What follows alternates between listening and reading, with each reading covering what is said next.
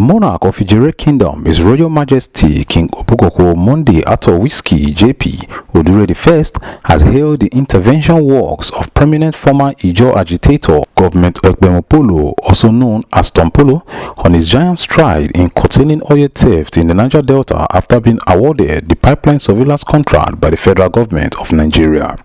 In a media interactive session with journalists at his palace in Idjerhe, the king applauded Tompolo for carrying out his task with aplomb, having discovered some of the illegal vessels across the Niger Delta. As the immediate past national spokesperson of the oil producing committees in the Niger Delta under the platform of HOSCON, I have always maintained, and HOSCON has always maintained, that crude oil theft is an organized crime. On the 14th of December 2018, we had a 3-hour audience with President Muhammadu Buhari, and we outlined 3 very strong policies for him. The first of it, we told him that the only people that can put a stop to crude oil theft in Nigeria are the indigenes of the Niger Delta themselves. And I want to correct an impression. Tompolo is not a militant, he's a freedom fighter. Okay? So if the federal government has found Tompolo worthy of securing critical national asset, it's a welcome development. And for those who are trying to go after Tompolo and his security team, I know that God Almighty will also go after them.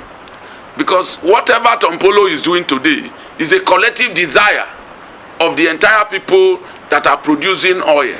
Because there is something that people are not getting clear. For every barrel of oil that you steal, you are likely to lose half barrel of oil. And if the half barrel of oil keeps going into the environment, the damages of that half barrel of oil that is going into the environment cumulatively sometimes takes 200-300 years for the environment to recover. And there is even no gap now. The stealing perpetually has continued.